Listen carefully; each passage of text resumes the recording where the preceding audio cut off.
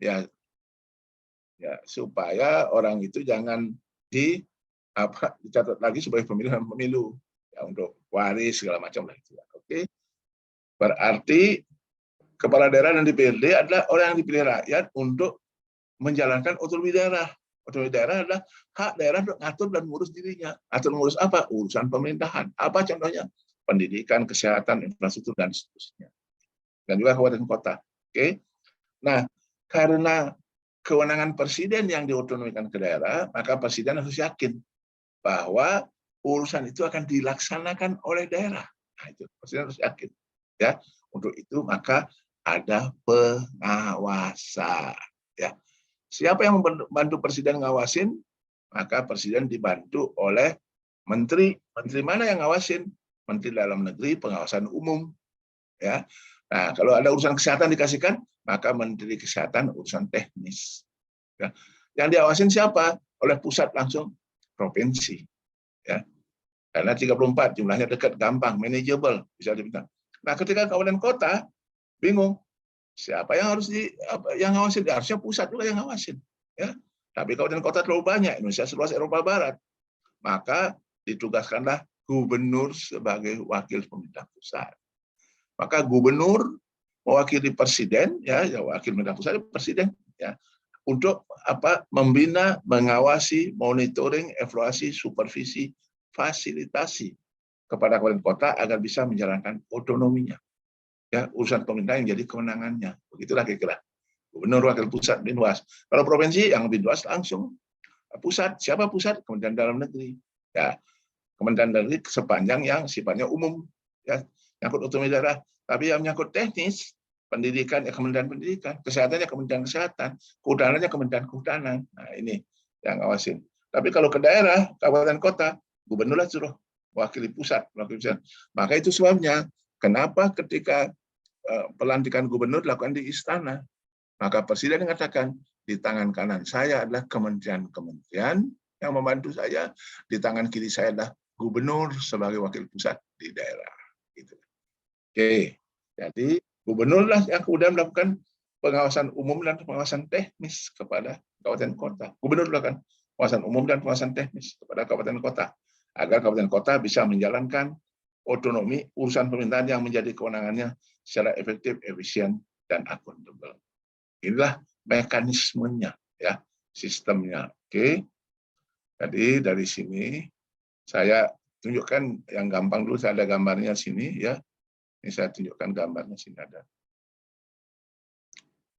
Oke, sini ada gambarnya. Oke, ya. Oke. Pusat, ya, jadi ini di sini. Pemerintah pusat membentuk provinsi dengan undang-undang. Pemerintah pusat, ya pemerintah pusat maksudnya DPR dengan presiden, ya, dengan melalui undang-undang membentuk kabupaten kota dengan undang-undang juga, ya.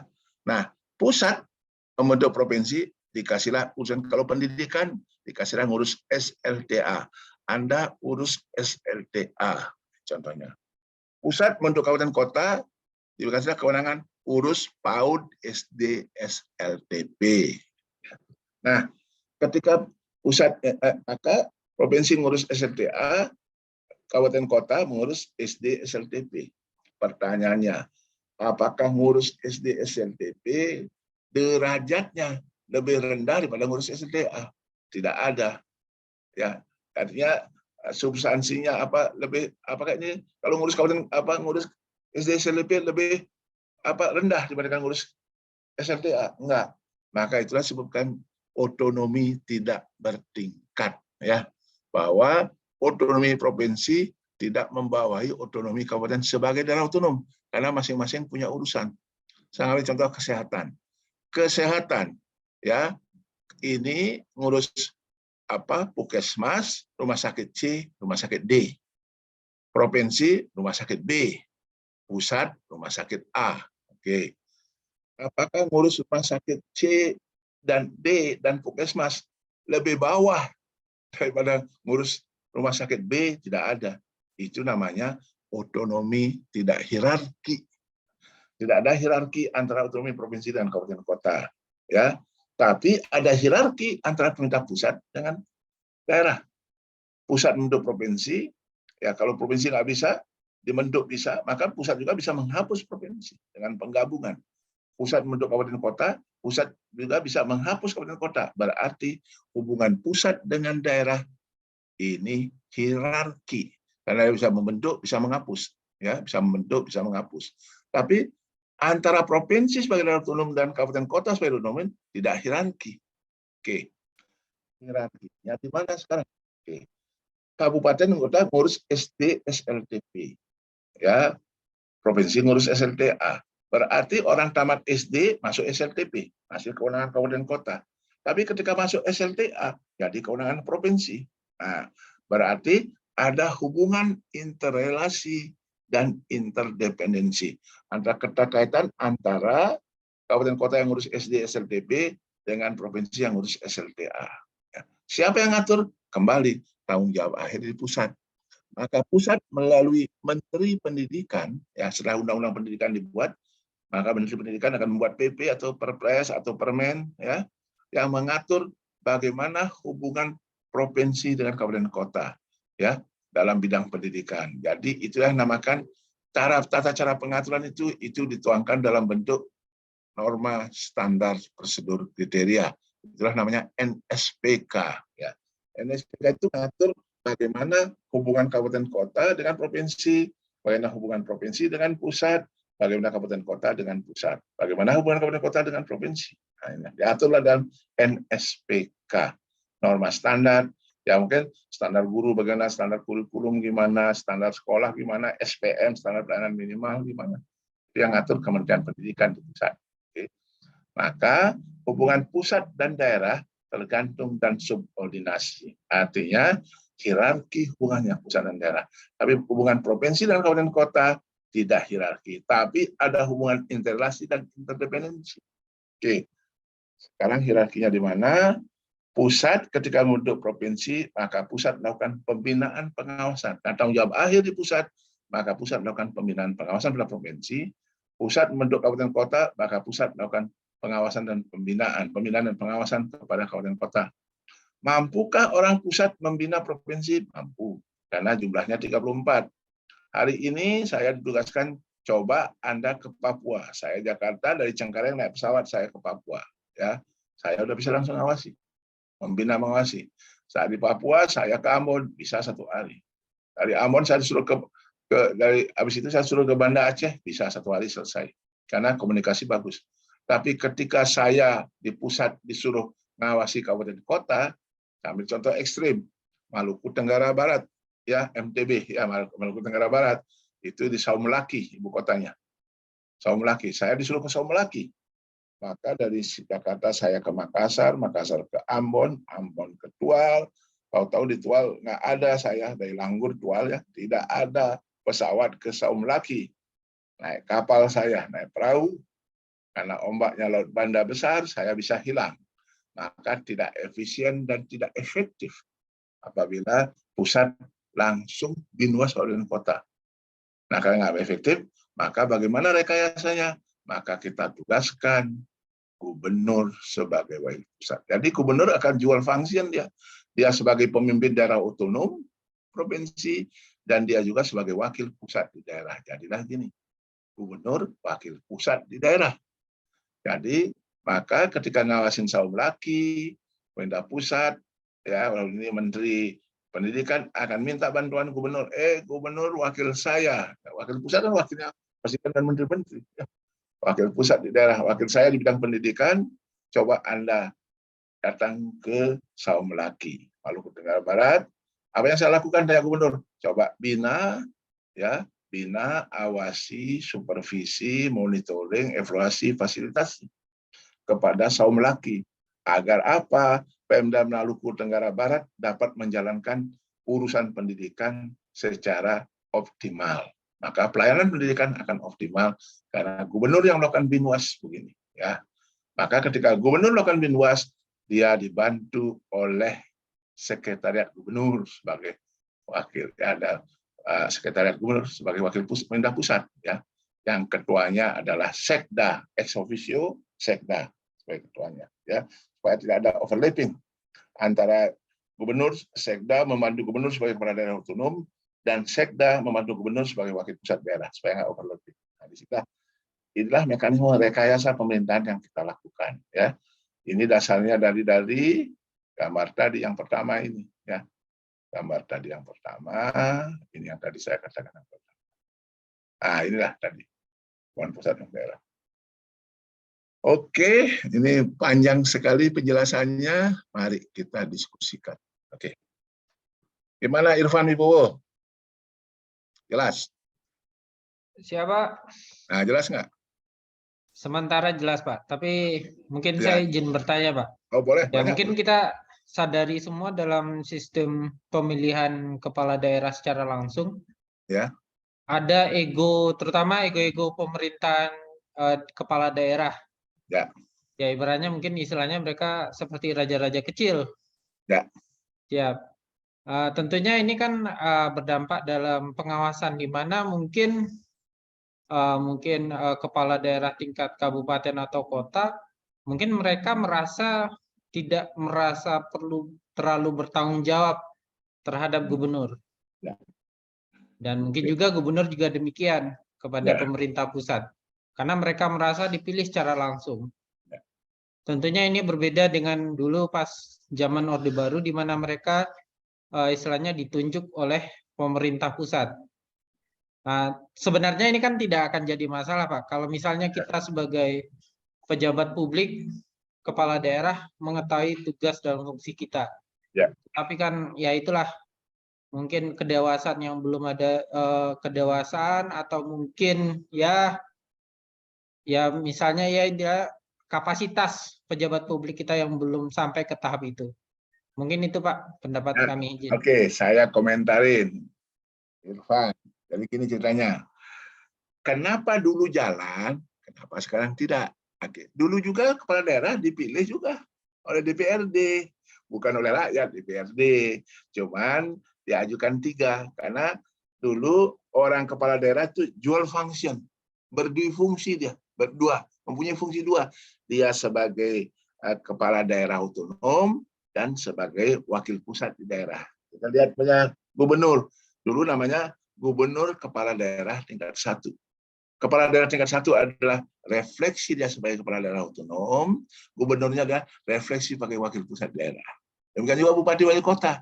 Dulu Irfan, bupati wali kota namanya bupati wali kota kepala daerah tingkat 2. Sebagai kepala daerah tingkat 2 dia adalah kepala daerah otonom, kabupaten dan kota, tapi sebagai bupati wali kota dia merefleksikan wakil pusat di daerah. Jadi dulu dual function, berdua fungsi itu baik gubernur maupun wali kota. Nah, ketika mereka berdua fungsi, maka dipilihlah oleh DPRD, dipilih 3 nama, karena dia juga wakil pusat di daerah, maka diajukanlah ke pusat. Pusat umumnya akan milih orang yang lebih cocok ke pusat. Nah, ini. Jadi makanya pusat akan biasanya banyak dari tentara dulu kan, ya Irfan ya. Maka pusat kalau gubernur dia akan pilih mayor jenderal, biasanya bintang 2. Kalau bupati wali kota dia pilih kolonel. Jadi begitu Pak Gubernur mau datang, Pak Kolonel udah siap gerak dia. Siap Pak Jenderal katanya. Makanya dia bintang 2. Jadi dulu makanya tentara banyak sekali. Jadi gini, jadi bupati, jadi wali kota, jadi gubernur. Makanya dulu orang sekolah di Akabri mau jadi wali kota apa, sekolah masuk Akabri aja katanya. Nah, itulah joke-nya. Ya. Nah, sekarang Irfan beda lagi ngatur negara. Nah, sekarang dipilih langsung rakyat, pilih DPRD langsung sama saja sih. Ya, oke. Melalui perwakilan dipilih atau rakyat militer. Oke, kalau dipilih langsung rakyat, lahirlah. Nah, tidak lagi dia sebagai wakil pusat.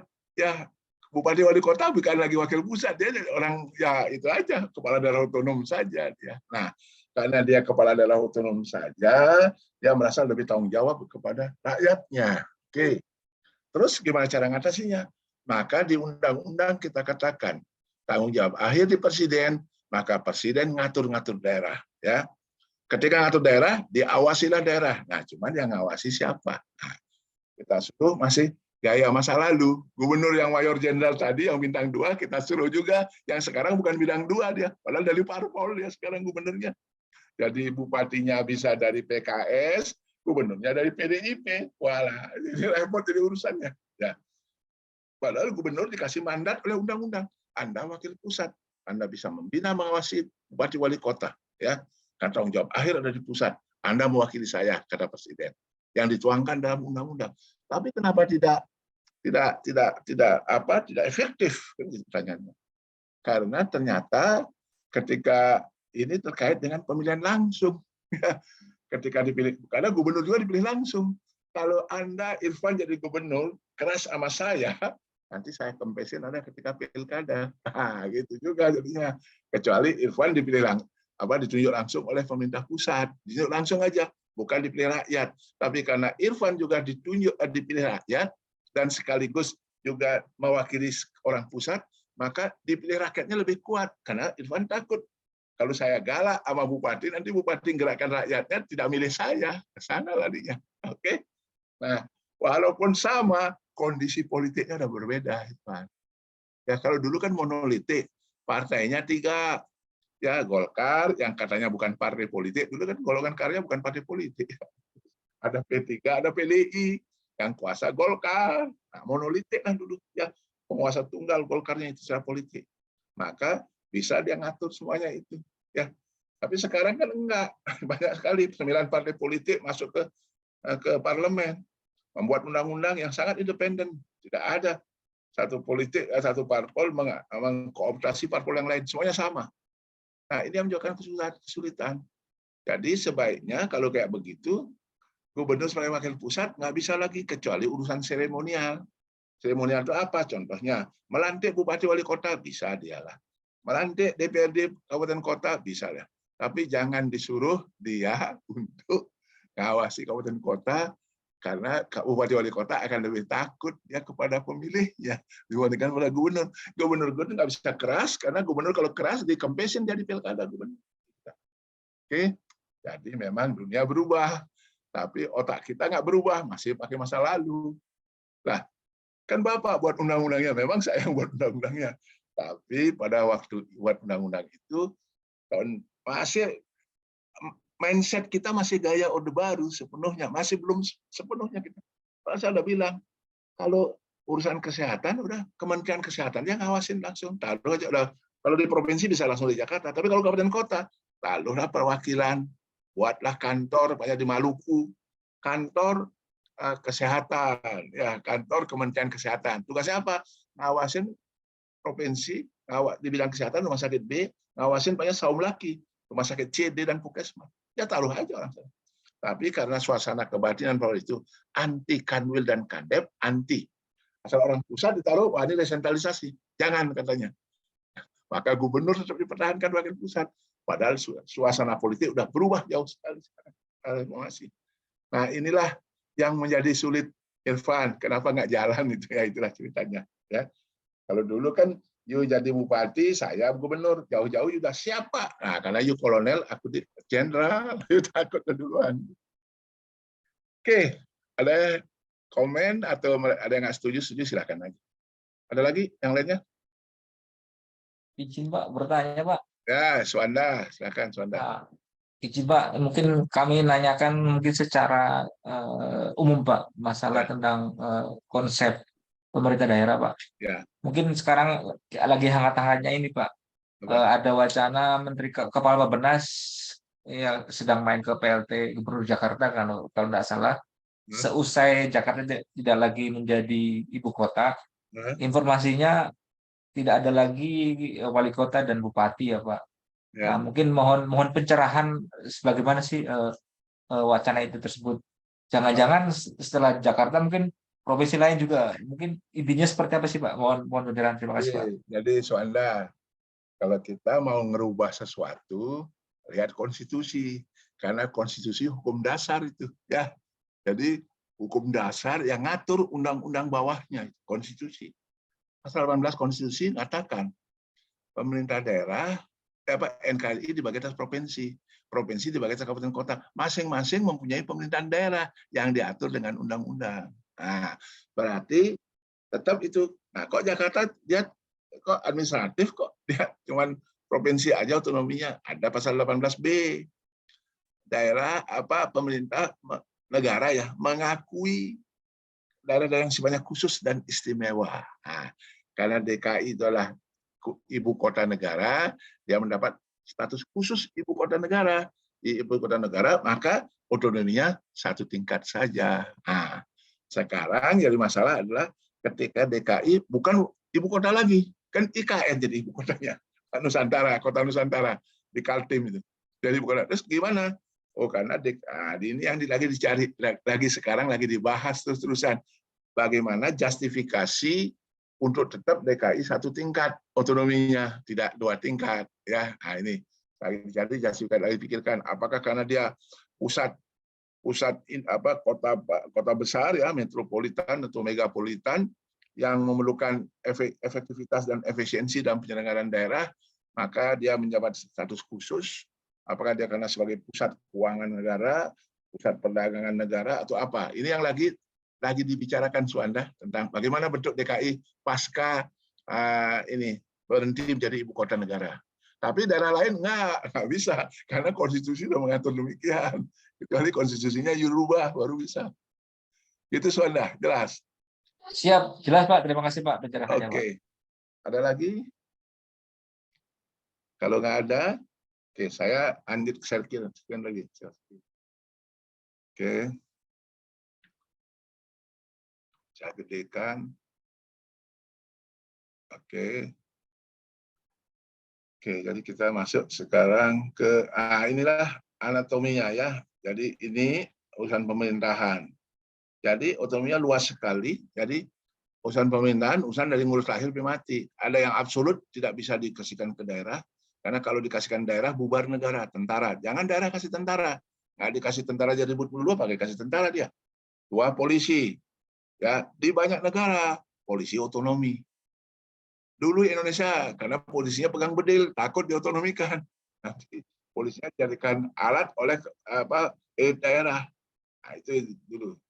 Ya, jadi makanya polisi tetap di tangan pusat, absolutnya milik pusat.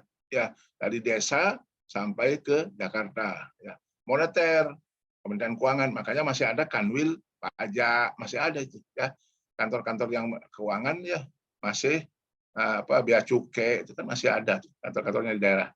Justisi, Kejaksaan Agung, ini ya Kejaksaan Agung dan Kumham, maka masih ada Kanwil Kumham, masih ada ya. Polisi luar negeri, ya kalau polisi luar negeri dikasihkan ke daerah, bubar negara. Apa itu negara? 1 ada rakyat, 2 ada wilayah, 3 ada pengakuan luar negeri, ya.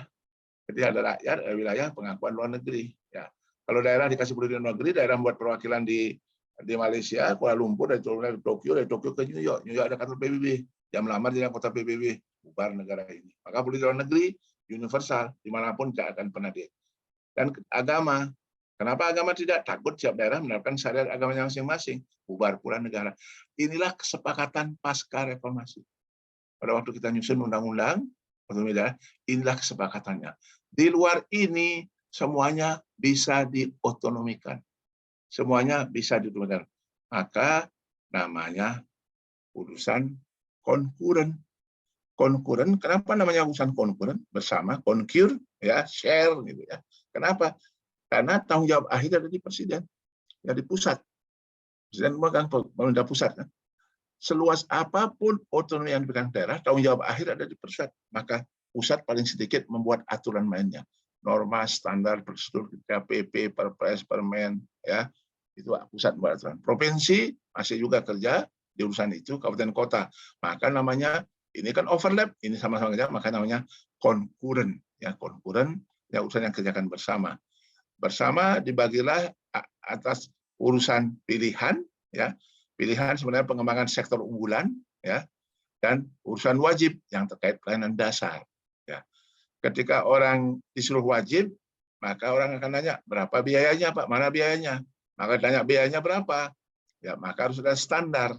Maka lahirlah konsep standar pelayanan minimum. Minimum apa di pendidikan? Minimum apa di kesehatan? Minimum apa di infrastruktur? Minimum ada jarak dari ibu kota kecamatan ke ibu kota kabupaten. Apakah jalan itu teknis, jalan itu beton, apa aspal, atau kerikil itu standar teknis. Tapi standar pelayanan minimum, apa minimum harus ada? Minimum saya dapat air segelas gitulah. Kemanapun saya pergi ke Indonesia, ada air sebotol. Nah, itulah minimum. Jadi masing-masing kementerian yang terkait pelayanan dasar, dia akan membuat standar pelayanan minimum. Ya, oke. Ini ada berapa urusan? Ada 32 urusan yang diotonomikan. Ya, ini urusannya ada 32. Jadilah Indonesia dengan otonomi yang terluas di dunia. Jadi inilah setiap urusan ini harus diawasi. Nah, ini ceritanya. Pendidikan dibagi dulu. Pusat ngajian apa, provinsi ngajian apa, kabupaten kota ngajian apa. Oke. Dari ini maka dibuatlah apa? Termasuk pengawasannya di sini nanti. Kalau pendidikan SLTA provinsi, yang ngawasin siapa? Pusat. Ya, Kementerian Pendidikan pengawasan teknis, Kementerian Dalam Negeri pengawasan umum. Ya, umum itu apa? Apakah urusannya sudah dikerjakan? Urusannya ada yang dikerjakan. 2, apakah lembaganya dibuat? 3, apakah orangnya ada? Ya, pegawainya ada. 4, anggarannya ada. 5, pelayanan publik yang dihasilkan ada. Nah, itu Kemdagri tugasnya. Kalau Kementerian Pendidikan apa tugasnya? Kementerian Pendidikan, apakah standar kurikulumnya udah oke, cocok dengan aturan yang kita buat? Apakah standar gurunya oke? Apakah gurunya ada sertifikasi? Atau bagaimana sistem ujiannya dan seterusnya? Teknis pendidikannya Kementerian Teknis. Otonominya Kemdagri. Nah, ini harus diawasi. Kalau di provinsi diawasi langsung oleh pusat, di kabupaten kota diawasi oleh siapa? Gubernur sebagai wakil pusat yang kita tadi pelajari. Ini harus diawasi. Nah, ini yang jadi masalah raja kecil yang dikatakan tadi, ya. Katakan oleh Irfan, muncul Pak raja-raja kecil, ya karena pengawasannya lemah. Gubernurnya nggak kuat ngawasin. Takut gubernurnya dikempesin dia pada waktu pilkada. Nah, ini soalnya. Oke. Ada 32 urusan ini, ya. Oke. Nah, jadi sekarang jadi inilah klasifikasinya, ada urusan yang terkait pelayanan dasar, ini harus ada standar pelayanan minimumnya. Pendidikan minimum tamat SLTP, wajib belajar 9 tahun, itulah ya. Kesehatan minimum setiap desa ada puskesmas barangkali gitu ya. Ada di desa. Pekerjaan umum apa minimum ya. Pendidikan, air minum, segala macam ini minimumnya apa? Sosial bagaimana? Minimumnya. Perumahan rakyat bagaimana? PUPR sekarang jadi 1. Dan ketertiban bagaimana? SPM-nya. Standar pelayanan minimum. Kalau saya jadi rakyat, minimum saya dapat pelayanan apa dari pemerintah daerah terkait dengan urusan ini, pelayanan dasar ini. Nanti yang 32 ini jadi ini urusan wajib yang tidak terkait pelayanan dasar, tidak terkait, tetap ada, tidak terkait pelayanan dasar. Dan ini urusan pilihan. Kelautan, pariwisata, pertanian, kehutanan, SDM, perdagangan, perindustrian, transportasi. Nah, ini yang tidak terkait pelayanan pilihan. Jadi urusan wajib dibagi 2, yang terkait dengan pelayanan dasar, 2 yang tidak terkait pelayanan dasar, dan urusan pilihan. Ini ada 32 urusan tadi. Oke, kita lanjutkan. Nah, ada lagi namanya urusan pemerintahan umum. Nah, ini gini nih ceritanya nih. Ini hal yang baru. Kenapa ada makhluk namanya urusan pemerintahan umum? Jadi gini. Ya. Urusan pemerintahan umum kenapa? Jadi kan ada absolut konkuren. Ada lagi yang benar karena menyangkut 4 pilar kenegaraan, ya, 4 pilar. Menjaga persatuan dan kesatuan bangsa, ya, NKRI. 2, menjaga Pancasila, ideologi negara Pancasila. Memelihara harmonisasi kehidupan masyarakat yang berbeda-beda, suku, agama, rasa, golongan, berarti Bhinneka Tunggal Ika, ya. Terus memakai konstitusi Undang-Undang 45. Jadi 4 pilar bangsa, karena ini urusan siapa sih 4 pilar bangsa ini? Ini urusannya presiden. Ya, bukan urusan kalau daerah dikasih mereka bisa. Saya nggak butuh Pancasila, bisa gitu ya daerah. Ya, tapi karena ini urusan pusat, maka menjadi kewenangan pemerintah pusat. Ketika menjadi kewenangan pemerintah pusat, yang melaksanakan siapa? Pusat. Ya, 4 pilar bangsa di pusat. Nah, ketika di pusat siapa yang melakukan?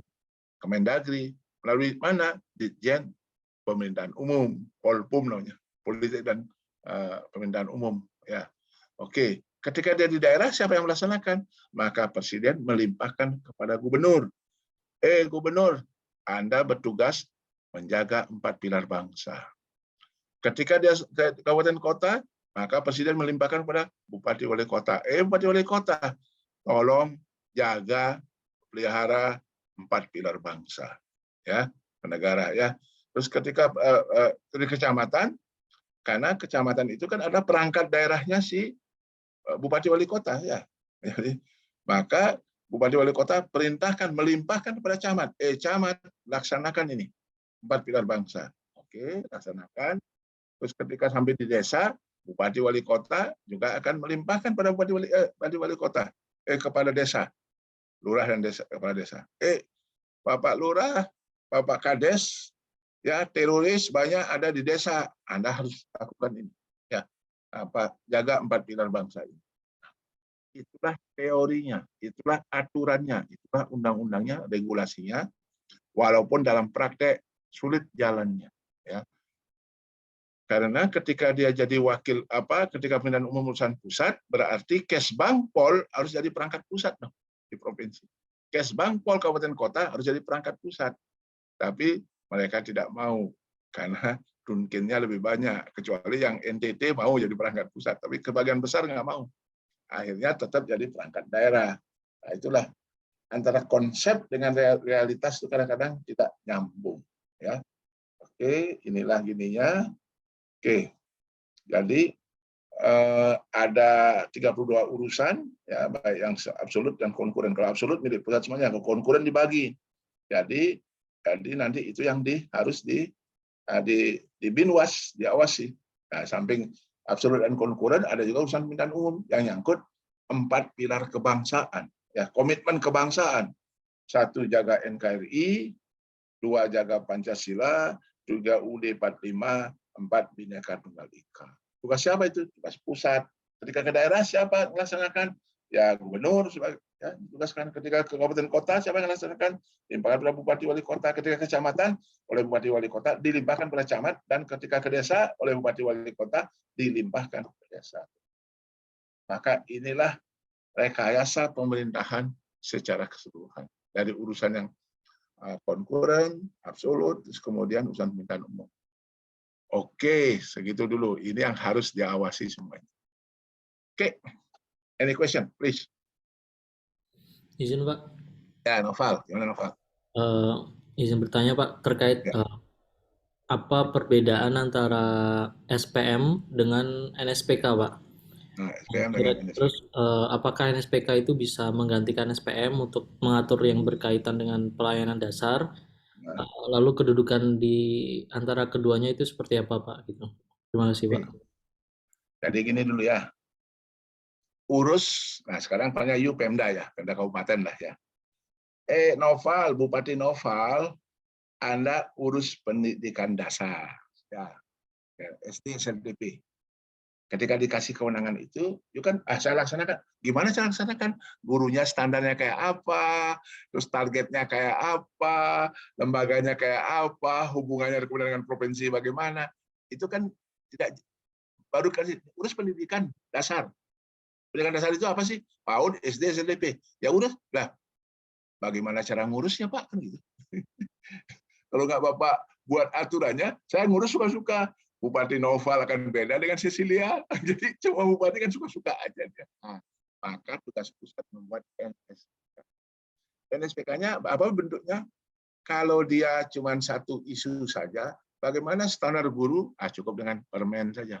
Permen ke Menteri Pendidikan. Oke, standar kompetensi guru. Ya udah Kementerian Pendidikannya buat. Tapi ketika nyangkut kepentingan lintas kementerian Novel, ya. Ada sedikit terkait dengan Kementerian PU, sedikit kayaknya tenaga dokter gitu ya, Apa Kementerian Pendidikan yang buat? Nanti Kementerian Kesehatan katakan, ini kapasitas dokternya payah nih, nyuntik aja nggak bisa, kan gitu dia. Oke, berarti Kementerian Pendidikan harus bekerja sama dengan Kementerian Sektor. Sektor itu siapa? Kementerian Kesehatan. Nah, karena 2 kementerian tidak bisa diatur dengan permen. Naik pangkat harus dengan perpres, dengan presidennya, ya, atau PP, ya. Nah, jadi kalau PP kan perintah undang-undang, kalau perpres nggak harus perintah undang-undang. Ya. Oke, harus dengan perpres. Nah, itulah yang dituang, itulah namanya NSPK, tata cara mengerjakan suatu urusan. Nah, sekarang SPM. Ketika mengerjakan urusan pendidikan terkait dengan pelayanan dasar, komitmen kita, maka siapapun, karena konstitusi mengatakan hak konstitusional warga negara mendapatkan pendidikan, mendapatkan kesehatan, ya. Nah, berarti pendidikan kesehatan itu adalah urusan wajib yang terkait pelayanan dasar. Karena itu menyangkut hak konstitusional warga negara, maka harus minimum ada. Kalau di pendidikan, saya kalau rakyat, anak saya minimum dapat pendidikan apa sih? Ya, kalau makin kaya, udah minimum dapat SLTA gitu lah, atau akademi, diploma lah. Tapi karena kita miskin, terpaksalah SPM standar minimum tamat SLTP gitulah kira-kira minimum ya. Maka semua daerah wajib hukumnya mendahulukan pencapaian SPM pendidikan yang hanya SLTP. Karena gini, wajib belajar 9 tahun kan SLTP. Itu harusnya tahun 2020 tercapai. Sampai hari ini Noval baru 8,4 tahun. Hari ini kita diskusi. Indonesia baru 8,4 tahun. Berarti kan ada daerah-daerah yang belum mencapai. Ya. Nah, SPM pendidikan belum mencapai. Di pendidikan gurunya minimal kayak apa gurunya? Ruangan kelasnya minimum kayak apa? Ada alat peraga, ada apa? Nah, itulah minimum. Kayak tadi saya katakan jalan. Ketika nyangkut PU menyangkut pelayanan dasar, nyangkut hak-hak warga negara. Minimum dari desa saya ada jalan lah ke ibu kota kecamatan. Apa jalannya jalan tanah, jalan aspal, jalan beton, tergantung kemampuan daerah. Tapi minimum ada jalan. Ya. Minimum ada jalan dari kecamatan ke ibu kota kabupaten. Yang minimum pasir batu lah, bukan jalan tanah, pasir batu. Jadi itulah. Nah, itulah SPM. Jadi tata cara mencapai SPM, tata cara bagaimana you mencapai SPM pendidikan, bagaimana you mencapai SPM kesehatan, maka kementerian terkait itu akan membuat aturan mainnya. Ya, aturan mainnya apa? Pembiayaannya kayak gini, orangnya kayak gini, minimal ini harus lakukan ini. Nah, itulah NSPK untuk mencapai SPM. Jelas, Noval? Jelas, Pak. Makasih, Pak. Jelas. Oke. Ada lagi? Silakan yang lain. Boleh izin bertanya, Pak? Oke, Gozi, silakan. Gozi, gimana? Mohon maaf, Pak, sebelumnya wajahnya tidak terlihat karena gelap ini. Oh, nggak apa-apa. Jadi pertanyaan saya, Pak, jadi mungkin belum terlalu dalam dibahas oleh Bapak terkait Ya. ini, Pak. Jadi saya kebetulan memang di DPRD DKI Jakarta, Pak. Ya. Dan salah satu amanat dari undang-undang juga kan fungsi salah satu dari DPRD itu pengawasan. Ya. Pertama itu ketika tadi dibahas tentang pengawasan yang bertingkat berlapis sampai ke pemerintah pusat, maksud saya bagaimana ya batasan-batasan pengawasan yang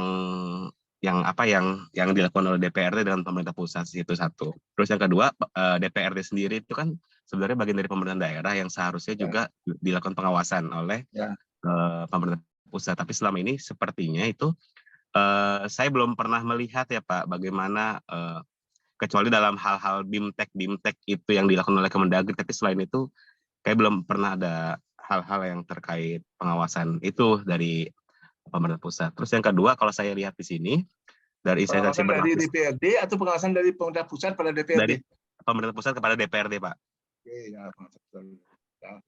terus yang selanjutnya saya melihat dalam instansi satu ataupun SKPD yang dilakukan baik itu Pemprov, Pemkap itu kan yang mempunyai anggaran ya Pak ya, yang punya anggaran.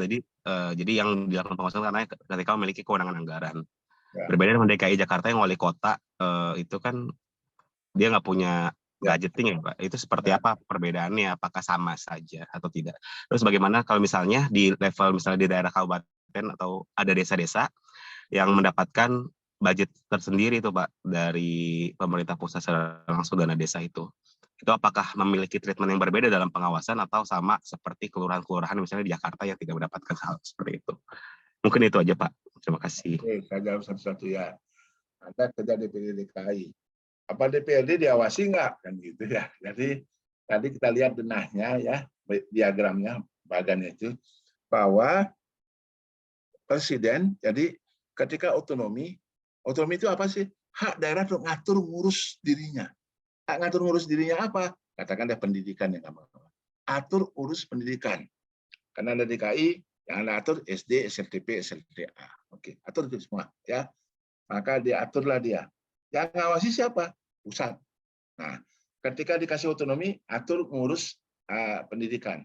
Yang ngatur ngurus siapa sih? Yang punya otonomi itu rakyat, tapi rakyat nggak bisa minta rame-rame. Maka rakyat milih kepala gubernur DKI, rakyat milih DPRD. Maka gubernur DKI dan DPRD berdua itu adalah ngurus pendidikan. Oke. Nah, ketika kemudian ngurus pendidikan, mereka bisa membuat perda, ya, perda tentang pendidikan di DKI, mengacu kepada NSPK yang dibuat oleh Kementerian Pendidikan. Oke. Ya, kayak apa itu di Jakarta kan zoning itu kan apa? Nggak boleh apa orang rumahnya di sana dia harus sekolah kan ada aturannya. Contohnya kayak gitulah. Nah, berarti sekarang kita lihat bedah. DPRD mempunyai fungsi kontrol. Berarti ketika mereka membuat perda, pelaksana perda kan gubernur DKI. Ya, gubernur DKI pelaksana perda, yang ngawasi siapa? DPRD. Apa yang diawasi oleh DPRD? Kebijakan yang sepakat. Kebijakan yang sudah disepakati. Itu yang diawasi oleh DPRD. Maka kebijakan yang diawasi oleh DPRD, bukan teknisnya. Kalau teknisnya, inspektorat sudah ada di lingkungan DKI. Ya, tapi kebijakan. Kita katakan dah, kita membebaskan PBB, gitu ya. Nah, benar nggak bebaskan? Atau bagaimana cara-caranya? Kesepakatan antara DPRD dan gubernur, itu yang jadikan acuan untuk mengawasi. Tadi DPRD ngawasi Pemda DKI, pemerintah DKI, gubernur adalah melalui pengawasan kebijakan. Sekarang pengawasan eksternal dari luar. Tadi saya katakan, yang ngawasi Pemda DKI siapa sih? Pusat. Pusat itu siapa sih? Kemdagri, pengawasan umum, ya, KL sesuai dengan urusan yang diotonomikan, pengawasan teknis. Kembali ke soal pendidikan. Berarti Kemdagri mengawasi DKI. Satu, apakah kerjaannya jelas, urusannya sudah dikerjakan belum? SD, SLTP, SLTA. Dua, lembaganya dibuat nggak? Dinas pendidikannya ada. Tiga, pegawainya ada nggak? Ada. Anggarannya ada nggak? Ada. Pelayanan publiknya ada nggak? Itu yang pengawasan Kemdagri. Pengawasan teknis oleh Kementerian Pendidikan adalah kurikulum benar nggak? Standar gurunya benar nggak? Standar ruangannya benar nggak? Standar alat peraganya benar nggak? Sesuai dengan persyaratan teknisnya. Nah, sekarang yang diawasi siapa sih? DKI. DKI itu isinya siapa sih? Ada gubernur, ada DPRD, dan ada staf, ya, ASN. Nah, kalau gitu DPRD diawasi nggak? Ada pengawasannya sebenarnya. Aturannya di mana? Keluarlah PP yang ngatur DPRD. PP tentang kedudukan keuangan DPRD. PP tentang bagaimana komisi segala macam itu ya, PAW segala macam yang DPRD kan ada PP-nya. Ya, nah, itu diawasi oleh pusat. Nah, pertanyaannya kemudian adalah, kok pusat sekarang ngawasi DPRD? Nah, ini pertanyaannya. Kenapa kok kenyataannya nggak ada tuh DPRD-nya? Suka jalan-jalan saja tuh, banyak sekali jalan-jalan, ya, berpuluh kali jalan-jalan kemana-mana, kan harusnya diawasi. Ya, itu yang sampai sekarang, ya, Bosi, kelemahan pusat belum mengatur itu. Saya udah katakan. Jadi ada sejarahnya. Ketika pada waktu nyusun Undang-Undang 23, ya, karena saya ketua timnya, ya, saya masih ya, kita ingin menyelesaikan persoalan, karena dulu kan DPRD bingung tuh. DPRD apa pejabat pusat? Bukan. Pejabat daerah? Bukan juga. Maka DPRD mengatakan, kami kan pusat tidak, daerah tidak, ya pejabat bukan katanya kan gitu. Makanya sekarang dikatakan bahwa DPRD itu adalah pelaksana otonomi daerah, berarti dia adalah pejabat daerah, ya, ada di bawah presiden. Nah, tugas presiden yang ngawasi DPRD, ngawasi kepala daerah, ngawasi Pemda lah, pemerintahan daerah secara keseluruhan. Ya, suka diawasi adalah bupatinya saja atau kepala gubernurnya saja. Kalau pergi keluar kayak Ridwan Kamil, anaknya meninggal, ya 1 minggu harus balik ya, karena kita buat aturannya. Nah, kalau DPRD berbulan-bulan suka keluar aja kerjaannya, kenapa nggak diawasi? Nah, pada waktu itu kita sepakat dengan Pansus DPR RI, ya, pada waktu itu kan merubah undang-undang undang-undang DPR, DPD, MPR, ya, MD3 ya, undang-undang MD3, bahwa DPRD itu akan masuk ke undang-undang pemerintahan daerah dengan syarat jangan dirubah apapun juga pasal-pasal. Jadi di bedol desa aja gitu masuk ke Undang-Undang 23. Tapi pengaturannya tidak detail diaturnya, seperti ngatur pada kepala daerah. Maka itulah ada kesan seolah-olah ini DPRD lepas dari pengawasan pusat, ya pengawasan ya. Padahal DPRD ya diatur-atur oleh pusat. Pusat nggak pernah ngatur DPR, nggak pernah ngatur DPD, nggak pernah ngatur MPR, nggak pernah ada PP, tapi ngatur-ngatur DPRD. Tapi ngatur-ngatur kenapa kok DPRD-nya kalau kepala daerahnya diatur banyak, DPRD-nya kurang banyak? Ya karena memang belum diatur DPRD-nya banyak. Hanya dudukan dalam komisi, PAW, hal-hal keuangan, baru segitu aja diatur. Ya, itu pun masih jarang diawasi juga. Nah, itu. Jadi memang ini merubah mindset baik orang di pusat maupun di DPRD itu, ya di daerah ya. Oke, terus yang kedua, jadi jelas Anda kenapa DPRD kurang dapat pengawasan dari pusat. Wali kota ya Jakarta. Jadi Jakarta karena daerah khusus ibu kota, DKI daerah khusus ibu kota, maka dia melakukan pasal 16B. Dan negara mengakui daerah-daerah yang sifat istimewa dan bersifat khusus. Ya, DKI itu masalah khusus karena dia ibu kota negara. Nah, di ibu kota negara maka diaturlah dengan undang-undang tersendiri. Dalam undang-undang DKI maka DKI hanya dianut sebagai otonomi satu tingkat, menganut otonomi satu tingkat, di mana kota dan kabupaten sifatnya administrasi, maka namanya wali kota administrasi, ya kota kabupaten administrasi, selalu istilah itu. Nah, karena administrasi tidak otonom, maka dia tidak punya APBD, tidak punya DPRD, tidak punya APBD. Terus dari mana dia? Dia kayak perangkat daerah jadi statusnya. Dia perangkat daerahnya DKI, tapi menguasai kewilayahan. Ya, maka diangkatlah wali kota, diangkatlah bupati administratif, wali kota administratif oleh gubernur DKI. Ya, jadi posisinya kayak perangkat daerah, cuman dia multipurpose, mengerjakan banyak hal. Ya, gitu. Jadi APBD nggak punya dia tergantung pada APBD-nya DKI. Itu yang menjawab yang kedua. Nah, bagaimana yang ketiga Anda nanya? Kalau ada desa, ada dana desa, hampir 1 M untuk dana desa.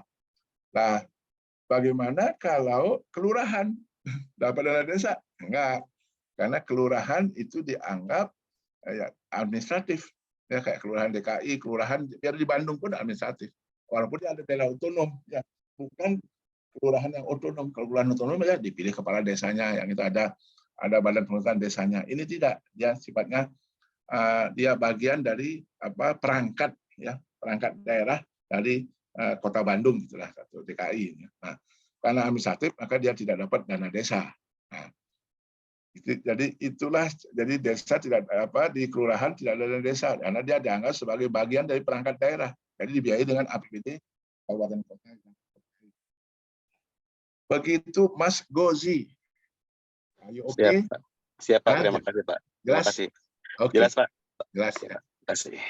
Oke, good. Ya memang atur negara ini susah. Ya. Oke, ada lagi yang nanya? Harus jelas sekali Anda di semua. Silahkan. Jadi kalau nggak ada, saya lanjutkan. Ya, mari kita cek lagi. Dan umum sudah. Ya. Jadi kita masuk ke Oke. Nah, jenis-jenis binwas. Pengawasan dari DPRD tadi saya katakan. Kebijakan. Ketika mengurus infrastruktur di DKI, ya, maka DPRD DKI dengan Gubernur DKI bersepakat, oh kita mau bangun jalan 10 km. Kalau mau bangun jalan 10 km, tahu-tahu jalannya cuma dibangun 5 km. Maka DPRD nanya, loh Pak Gubernur, kita kan sudah sepakat buat 10 km, kok Anda bangun cuma 5 km? Kenapa? Nah, itulah pengawasan kebijakan oleh DPRD. Tapi kalau jalannya harusnya 10 cm, ini cuma 7 cm. Itu bukan kerjanya DPRD, itu mah kerjanya inspektorat. Ya. Oke. Binwas internal ada inspektorat. Jadi ada inspektorat APIP. Ya. Nah, maka ini kalau jadi masalah kemarin ketika KPK mengatakan perkuat inspektorat. Ya. Ketika membuat inspektorat, tapi inspektorat masih menjadi perpanjangan mata dan telinga kepala daerah, nggak akan kuat. Dia namanya juga perpanjangan mata dan telinga. Bagaimana dia mau ngelawan kepala daerahnya? Orang dia perpanjangan kepala daerah kok. Nah, dia hanya tajam ke bawah. Tidak mungkin dia akan mengawasi. Makanya ada pengawasan eksternal kemudian. APIP itu adalah perpanjangan mata dan telinga dari kepala daerah. Untuk ngawasi apa? SKPD yang ada di wilayahnya, di daerahnya. Ya, terus maka perlu Binwas eksternal. Eksternal di mana? Eksternal di lingkungan eksekutif. Perpanjangan mata dan telinga dari presiden. Siapa perpanjangan mata dan telinga presiden? Ya itulah kalau di Indonesia sekarang BPKP, Badan Pengawas Keuangan dan Pembangunan. Itu yang seharusnya diperkuat. BPKP, perpanjangan mata dan telinga presiden, untuk ngawasi siapa? Ngawasi kementerian, lembaga pemerintahan non kementerian, ngawasi provinsi, ngawasin kabupaten kota. Itu yang harusnya diperkuat. Tapi karena faktor sejarah, ya BPKP itu zaman Orde Baru diperkuat, BPK-nya dilemahkan, yang konstitusional dilemahkan, yang internal eksekutifnya yang diperkuat. Makanya sekarang setelah reformasi terbalik, BPK-nya yang diperkuat, BPKP-nya jadi lemah. Nah, ini salah. Harusnya BPKP adalah perpanjangan mata dan telinga presiden. Dia yang harusnya ngawasin kementerian, ngawasin lembaga pemerintahan non kementerian, ngawasin Pemda provinsi, ngawasin Pemda kabupaten kota. Kayak general auditor yang di New South Wales tadi, film tadi, harusnya dia kayak gitu. Tapi kenyataannya dia kayak dilemahkan BPKP. Makanya banyak pegawai BPKP pindah ke BPK. Jadi berbalik-balik sekarang ini.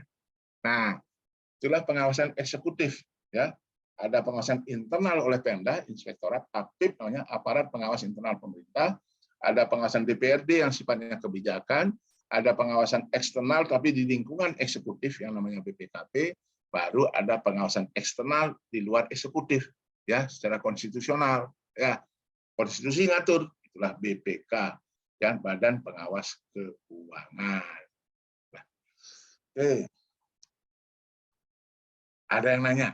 Oke. Jadi kalau KPK mengatakan inspektorat diperkuat, salah KPK-nya. Harusnya BPKP diperkuat, masuk akal ya. Itu internal ya. Oke. Jadi kenapa Anda lihat Indonesia sekarang banyak korupsi, banyak segala macam, itu penyebabnya karena pengawasannya lemah. Oke, ada? Genut, yuk tengok, ada yang Izin, tanya? ya Pak, izin Apa? bertanya. Tadi pertanyaan terkait tentang pengawasan pemerintah daerah, Pak ya. Ya. Jadi apakah ada implikasi yang strategis atas hasil pengawasan tuh Pak, Ya. di luar implikasi keuangan, Pak ya? Ya. Misalnya ada kinerja dari pemerintah daerah yang tidak sesuai dengan SPM, apakah ada implikasi strategis atau teguran berupa untuk memperkuat dampak dari pengawasan itu. Terus pertanyaan yang kedua terkait dengan pembinaan. Jadi saat ini kan paradigma pengawasan itu tidak sebagai judgement, Pak ya, tidak menilai tapi memberikan rekomendasi untuk pembenahan gitu. Nah, di daerah sendiri wujud-wujud dari aspek Binwasnya itu di sisi pembinaannya itu seperti apa, Pak? Terutama dari pemerintah pusat. Terima kasih, Pak. Sebenarnya benar. Ya, saya daerah, aku pusat. Ya, nih di simulasi. Yuk urus pendidikan. Oke. Maka yuk nanya kan, Pak, kalau urus pendidikan targetnya apa? Oh, SPM, standar pelayanan minimum pendidikan. Makhluk apa itu Pak? Tamat SLTP. Itulah gampang-gampangnya lah. Tamat SLTP. Oke. Anggaran dikasih, PAD, kemudian dikasih dana perimbangan, ya DAU, DAK, untuk mencapai SPM pendidikan. Dilaksanakan, setahun saya awasi. Pertanyaan saya yang pertama kan, Genut, gimana? SPM pendidikan sudah tercapai belum, wajib belajar 9 tahun? Kan gitu yang pertanyaannya. Ya. Itu yang seharusnya. Itu yang dibilang sebagai implikasi strategis. Nah, kan tujuannya untuk biar tamat SLTP. Tapi itu jarang ditanya, Genut. Yang ditanya, mana proyek you, bagaimana laporan keuangannya, benar nggak penyerapan anggarannya, benar nggak laporan uangannya, benar nggak asetnya dicatat, benar nggak. Jadi lebih ke aspek administrasinya, lupa kepada substansinya bahwa anggaran itu digunakan untuk mencapai tujuan wajib belajar 9 tahun, itu maksudnya. Jadi ini yang terjadi di Indonesia hari ini. Orang kan ribut anggarannya terserap nggak? Kalau saya terserap untuk apa Bapak? Kan itu yang penting ya. Terserap untuk mencapai tujuan. Tujuannya apa? Wajib belajar 9 tahun. Tujuannya infrastruktur kayak gimana? Tidak lagi ada rumah butut. bukan diserap anggarannya. Kalau diserap, nah itu yang menyebabkan Indonesia masih banyak korupsi, karena dilihatnya orang yang penting WTP, wajib tanpa pengecualian, karena semua laporan udah oke semua, tidak pernah ngecek substansinya. Itu Genut, makanya kita tertatih-tatih keluar dari kesehatan, pendidikan, yang gitu. Jadi itu. Oke, Genut, karena gini Genut, coba you cek lagi ya. Coba you kalau ku kasih buatlah APBD, bedah APBD-nya harusnya. Kemana uangnya pergi? Ternyata 50% gaji pegawai. Lah, saya kalau pengawas, saya punya perusahaan, 50% gaji karyawan, kapan ku dapat untungnya, kan gitu jadi. Bukan dilihat 50% dipertanggungjawabkan nggak? Oh, dipertanggungjawabkan. Ada nggak langkap 3, potensinya itu langkap 12? Ada Pak ini. Orang happy baru di batas itu. Belum melihat apakah pendidikan jadi bagus, kesehatan jadi bagus, ya. Kenapa kok harus 50% habis untuk ongkos tukang, untuk ASN? Kenapa? Itu nggak pernah ditanyakan. Makanya akibatnya tidak punya pariwisata membuat dinas pariwisata, tidak punya hutan membuat dinas kehutanan. Nah, itu yang terjadi. Benar nggak anggaran terserap? Benar nggak kemudian administrasinya benar nggak sudah open bidding ke sana? Padahal open bidding urusan itu nggak perlu ada, itu harusnya substansinya. Makanya Indonesia susah kali majunya karena kita lebih terperangkap dalam urusan administratif, bukan urusan substantifnya. Oke, Genut. Siapa? Kemudian untuk aspek pembinaannya seperti apa, Pak? Oh, pembinaannya. Karena itu kan satu paket Binwas, Pak. Ya, Binwas. Pembinaan. Katakan banyak gini ya. Wajib belajar 9 tahun. Kapan itu bisa capai?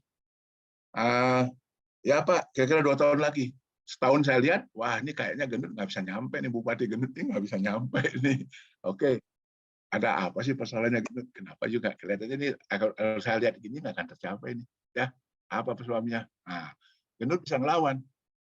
Kalau yuk nyolong uang, kena KPK kan, penjara ya. Kalau kinerja jelek, kita nanya sebagai pembina, ya sebagai orang pusat kita nanya, Genut apa sih persoalan dia? Jadi bupati kok nggak bisa? Kelihatannya di data ini nggak akan bisa tercapai. Wajib belajar 9 tahun. Lalu Pak, kesadaran masyarakat kurang, gini kurang, gitu kurang, segala macam ya buat alasan. Oke deh.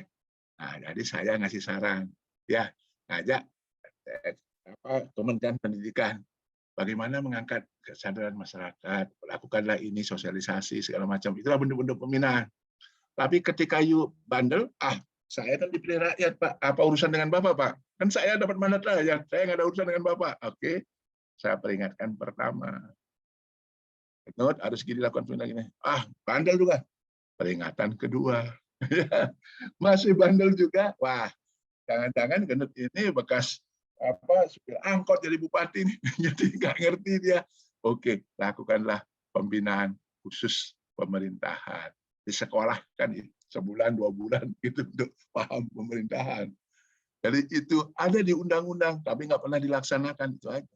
Karena kita sibuk kepada pertanggungjawaban administratif. Ya, sibuk kepada kontrol pengawasan administratif, bukan pengawasan substantifnya. Itu yang saya worry. Itu Genut persoalannya. Ayo, oke? Siap, terima kasih Pak. Oke, ada lagi? Cecilia, sekarang cewek nih Mbak. Gimana Mbak Cecilia? Ayo, oke? Do you want to ask something? Belum Pak sejauh ini. Oh, belum. Iya. Noval. Ini Noval paling kritis nih sebenarnya. Noval. Ada nanya nggak? Pengawasannya bagaimana nih? Belum, Pak. Belum. Siska Hutagalung.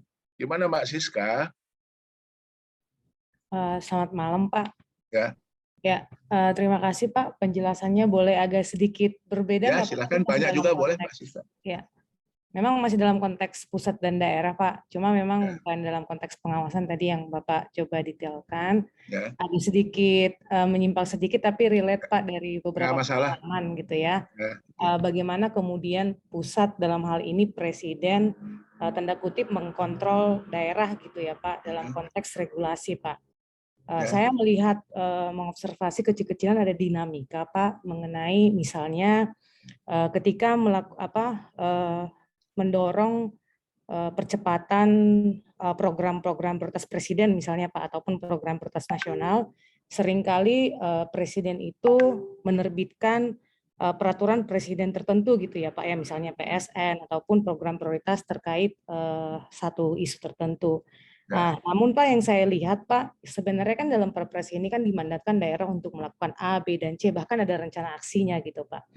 Cuma yang saya amati kadang-kadang Perpres ini kurang tanda kutip bergigi gitu ya Pak ya. Bahkan seringkali kita harus meminjam tangannya Kemendagri agar bisa memerintah daerah gitu Pak.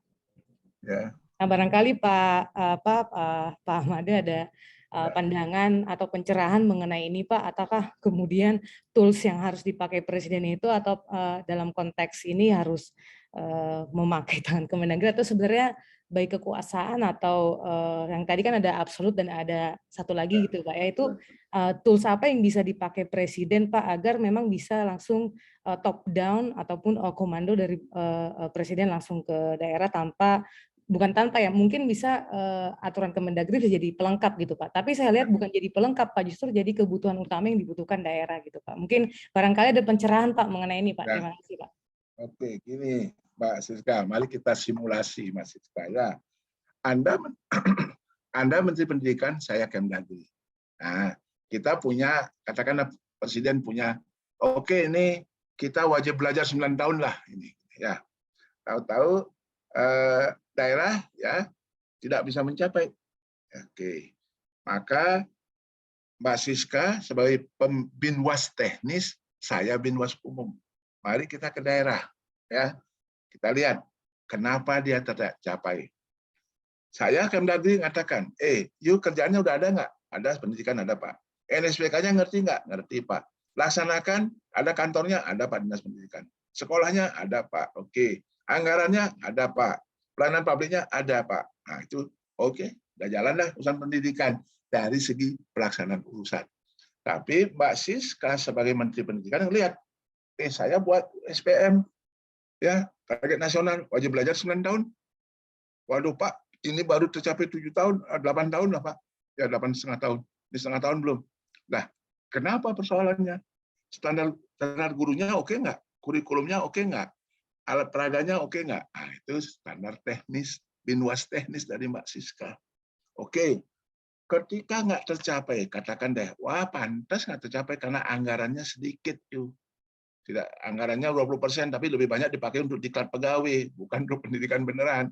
Oke, maka ketika Mbak mau mengambil tindakan, aduh saya nggak berwenang urusan anggaran, Mbak Siska, saya Menteri Pendidikan, nggak berwenang kan? Maka yang berwenang itu siapa? Menteri Dalam Negeri. Maka Mbak Siska ngasih tahu Menteri Dalam Negeri, Pak Menteri Dalam Negeri, pantesan di kabupaten ini tidak jalan karena anggarannya kurang Pak. Nah, itu kan Bapak Menteri Dalam Negeri yang punya kewenangan.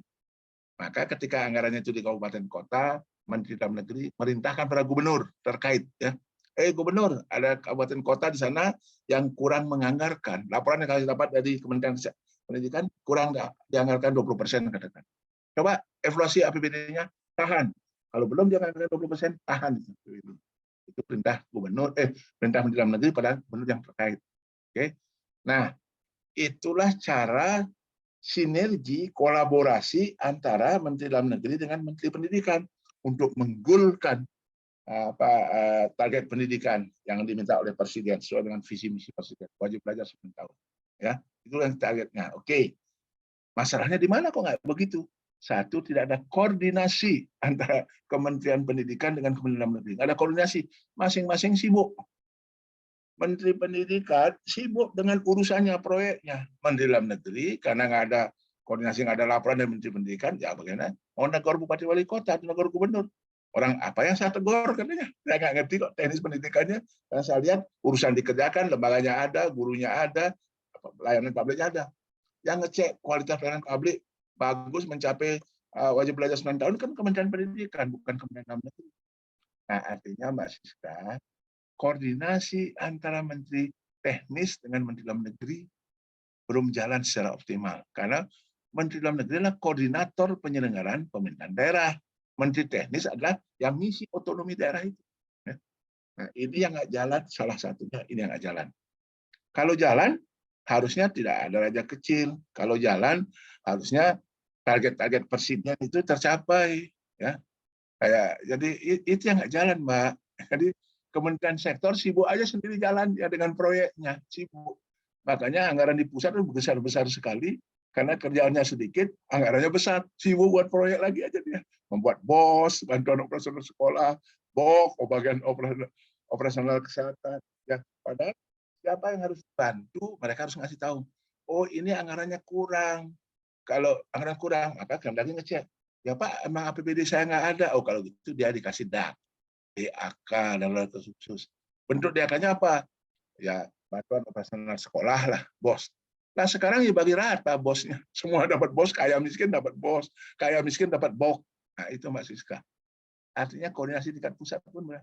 Dua, persoalannya adalah tidak samanya waktu. Presidennya terpilih kemarin, gubernurnya baru datang hari ini, bupati wali kota tahun depan. Ya, repot lagi. Tidak ada sinergi. Ya, antara time frame-nya nggak sama, timeline-nya sama. Juga makanya diadakanlah 2024 itu pemilihan pemilu bersama, ya presidennya dipilih, DPR, bupati, wali kota, gubernur, DPRD, kabupaten kota, provinsi itu dipilih bersamaan, sehingga visi misi presiden in term of time, dalam konteks waktu bisa jalan. Walaupun saya nggak yakin banget. Jadi karena saya persoalannya koordinasinya nggak jalan, Mbak, antara KL dengan Kemdagri. Itu persoalan utamanya di sana kok. Oke, Mbak Siska. Pak, terima kasih Pak. Oke, that's it. Ada lagi yang lainnya? Ada? Oke, saya teruskan dulu ya. Saya teruskan dulu. Share screen. Ya, oke. Oke. Jadi pengawasan oleh DPRD tadi saya sudah kasih tahu. Ya, inilah kepala daerah DPRD, ini dipilih oleh rakyat, ini dipilih rakyat, berdua ngurus rakyat. Jadi ini membuat kebijakan berdua dalam bentuk perda. Jadi perda ini eksekutif to execute, ini to control, ngawasi. Itulah pengawasan kebijakan. Oke, terus kemudian ini adalah di kabupaten kota sama saja. Ya, jadi pembagian perannya DPRD menjalankan peran legislatif, artinya to legislate, membuat aturan. Untuk menjalankan perannya DPRD mempunyai fungsi legislasi, anggaran, dan pengawasan.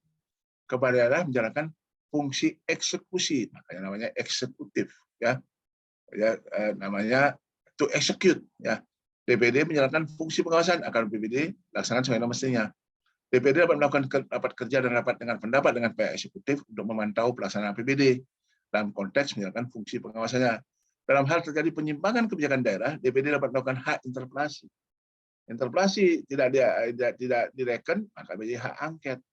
Hak angket tidak direken juga, ya hak menyatakan pendapat, mengarah pada impeachment kepala daerah.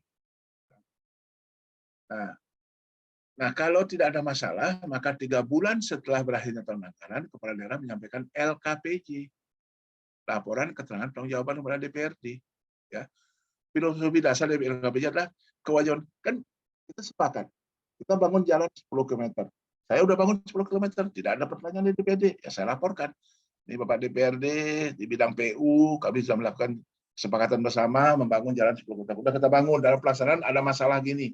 Ini solusi yang kami lakukan. Menurut kawan-kawan DPRD yang terhormat, kira-kira ada nggak rekomendasi kebijakan yang diperlukan untuk perbaikan ke depan? Di sini DPRD sedang salah pengertian. Disangkanya LKPJ itu membonsai hak impeachment DPRD.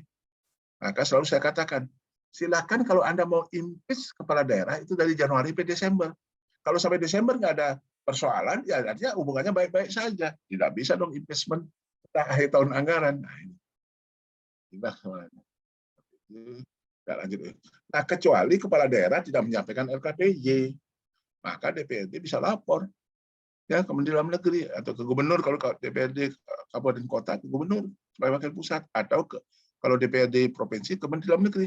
Pak Menteri Dalam Negeri ini gubernurnya nggak menyampaikan LKPJ ini, padahal ini perintah undang-undang. Maka Menteri Dalam Negeri akan mengingatkan si kepala daerah, you harus buat LKPJ. Gubernur katakan, masa bodoh lah. Saya juga, teman-teman saya itu DPRD, saya juga kepala parpolnya kok dari partai mayoritas yang DPRD. DPRD ngajukan lagi, Pak belum juga. Nah, kepala Kemdagri mengatakan, ini peringatan kedua Pak Gubernur.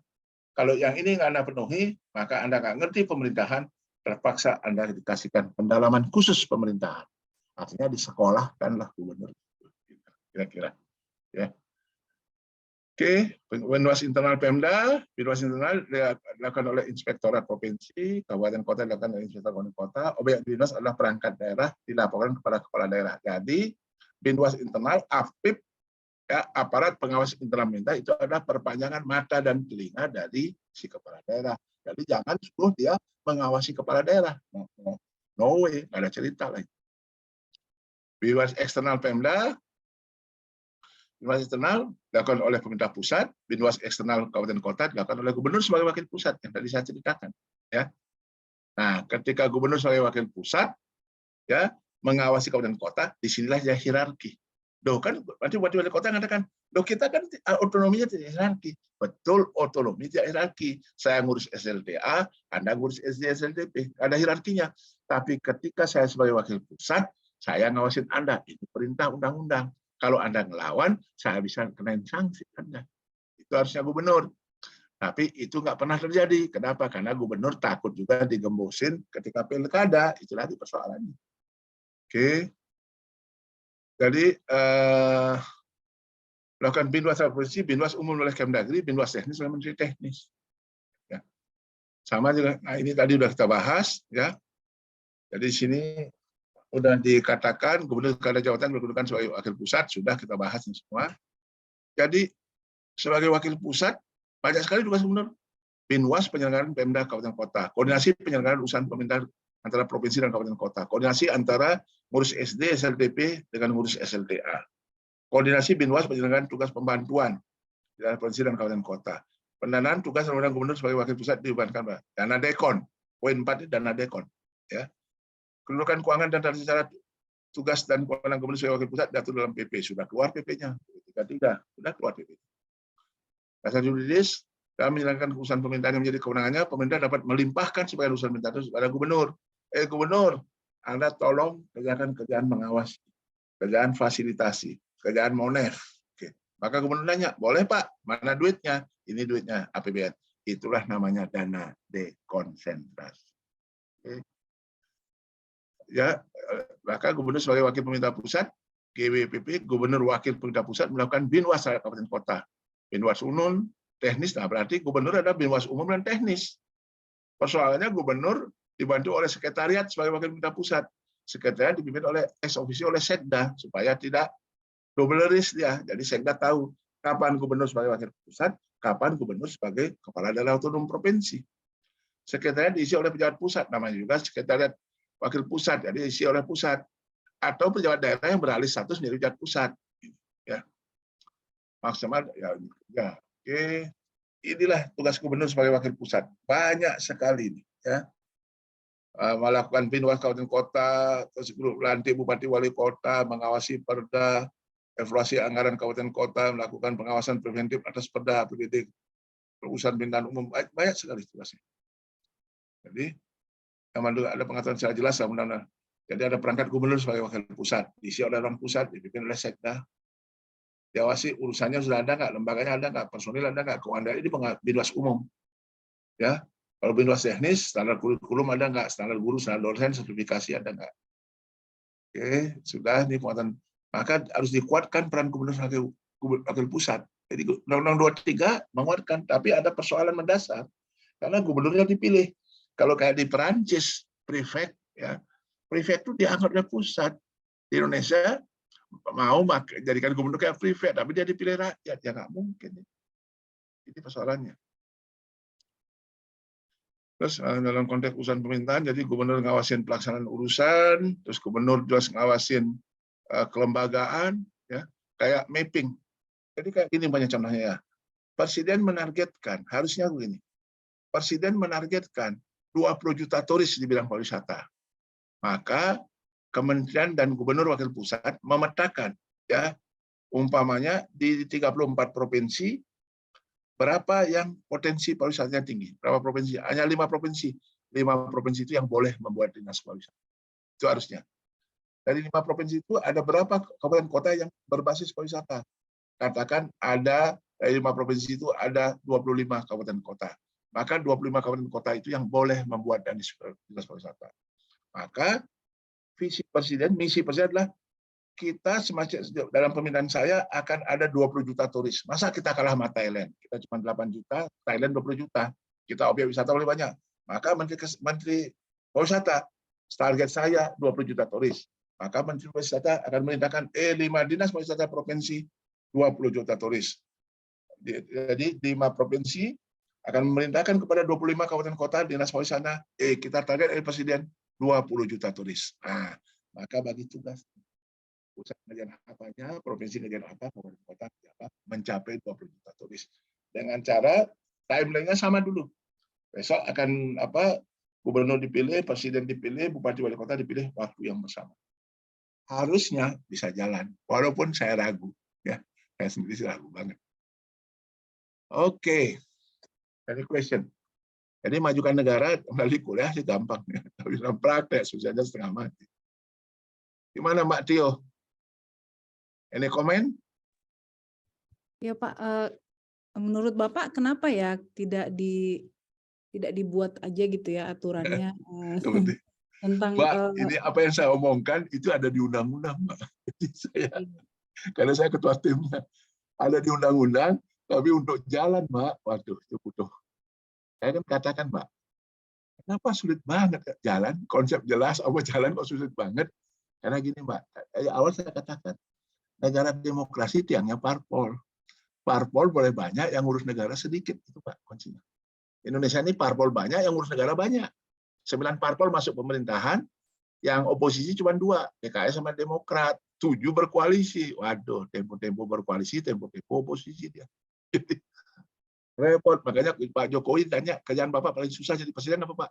Membentuk kabinet, itu kerjaan paling susah. Karena semua pengen jadi menteri. Gitu Pak Tio. Makanya ini susah sekali. Apapun yang diginikan susah sekali. Jadi andaikan banyak parliamentary school ditingkatkan 10%, jadi cuman yang merintah itu cuma 4 partai. 4 partai, 2 memerintah, 2 oposisi. Cepat, Mbak. Sekarang setiap kita kan ada aja komentar ini dalam katanya kita oposisi kritis katanya koalisi kritis ada macam-macam lah. Jadi sangat susah siapapun jadi presiden, Mbak, sangat susah untuk menerapkan. Karena tiangnya demokrasi parpol. Parpolnya harusnya sedikit aja yang merintah. Mau 100 parpol boleh, silakan. Tapi yang memerintah sedikit. Caranya parliamentary threshold ditingkatkan. Salah satunya ya caranya. Itu Mbak Tio. Jadi apa yang kita bahas ini adalah muara dari hulu yang sakit, Mbak. Hulunya sakit. Di muaranya capek kita berdiskusi, terus saja nggak jalan-jalan. Padahal jelas sekali solusinya. Benar, Pak. Ini komen, Pak Tio, itu argumen saya, Mbak. Oke? Setuju, Pak. Cuman saya mungkin butuh tambahan info dari Bapak gitu kan. Kemarin beberapa kali saya sempat baca di media gitu ya tentang ada beberapa pihak kayak sekitar tahun 2019 atau 2020 tuh saya pernah baca kalau nggak salah Pak Fahri Hamzah menawarkan gitu ya bagaimana kalau gubernur itu dipilih oleh DPRD, tentunya kan banyak yang nolak gitu. Berbagai wacana gitu Pak, menurut Bapak bagaimana Pak? Jadi Mbak, kita kan negara demokrasi Mbak. Kuncinya apa sih Mbak? Akuntabilitas kan. Salah satu kunci yang paling utama demokrasi adalah akuntabilitas. Berarti si kepala daerah makin dekat ke rakyat makin accountable. Kalau dia makin accountable, dia harus dipilih langsung. Ya, harus pilih langsung. Sekarang kita cek. Ambil aja UI ada di Depok, ya. Kalau mau makmur pelayanan publik kuncinya. Pelayanan publik di Kota Depok yang paling banyak ngasihkan siapa? Provinsi Jawa Barat atau Kota Depok? Pasti Kota Depok ya. Pasar, terminal, jalan apa aja tuh Kota Depok. Provinsi ngasih apa sih? Jalan Depok, Bogor satu aja. Nah, nomor 2 udah susah. Nah, kalau berarti Gubernur Jawa Barat kan akuntabilitasnya nggak dituntut tinggi di Depok. Tidak dituntut tinggi lah. Ya karena sedikit sekali pelayanan publik yang diberikan. Dari sana lahir argumen. Kalau akuntabilitas nggak dituntut tinggi, ngapain dipilih langsung oleh rakyat? Ya, pilih aja melalui DPRD, selesai. Ya, tapi kalau wali kota Depok, karena dia memberikan pelayanan publik kepada rakyat, akuntabilitasnya tinggi. Jadi dia dipilih langsung oleh rakyat. Jadi wali kota Depok sebaiknya dalam era demokrasi ini pilih langsung oleh rakyat. Tapi kalau gubernur Jawa Barat, apa urusannya? Orang sedikit sekali kok perannya pada kemakmuran rakyat. Ya, pelayanan publik sedikit sekali, banyak kemakmuran. Harusnya dia pilih melalui DPRD. Itu argumen akademis, Mbak. Kalau argumen politis lain lagi, Mbak. Argumen politisnya begini, Mbak. Ya. Oke, kalau DPRD kalau bupati dipilih langsung, gubernur dipilih langsung, tidak masalah. Kenapa? Orang Cirebon nggak akan pernah bertengkar sama orang Depok, jauh Pak. Jadi jauh-jauh, nggak akan ada konflik horizontal. Jadi kalau gitu berarti kepala gubernurnya pilih oleh DPRD aja, ya. Gubernurnya dipilih langsung oleh rakyat, sorry. Jadi karena nggak mungkin ada potensi bertengkar. Rakyat Cirebon sama rakyat Depok nggak mungkin bertengkar loh, jauh kok. Rakyat Majalengka nggak perlu. Berarti gubernur Jawa Barat pilih langsung sama rakyat. Tapi kalau wali kota Depok jangan dipilih langsung. Nanti berkelahi rakyatnya konflik horizontal karena dekat dia tiap hari ketemu. Maka dibalik logikanya. Jadi bupati wali kota itu dipilih melalui DPRD, gubernur dipilih langsung. Itu argumen politik. Kalau argumen akademis beda lagi, dia terbalik. Jadi akhirnya kesepakatannya adalah udah dua-duanya pilih langsung saja ke sana, Mbak. Ya. Oke, Mbak Tio, you get the point. Siap, Pak. Makasih, Pak. Oke. Saya lanjutkan dulu biar cepat ini karena udah selesai. Ya. Izin Bapak pertanyaan. Oke, saya stop. Apa? Ya, siapa tuh? Siapa Mas Pak? Budi. Nah, gimana Mas Budi? Pak Budi. Gimana? Siapa Pak? Terkait tadi penyampaian yang Bapak sampaikan, Ya.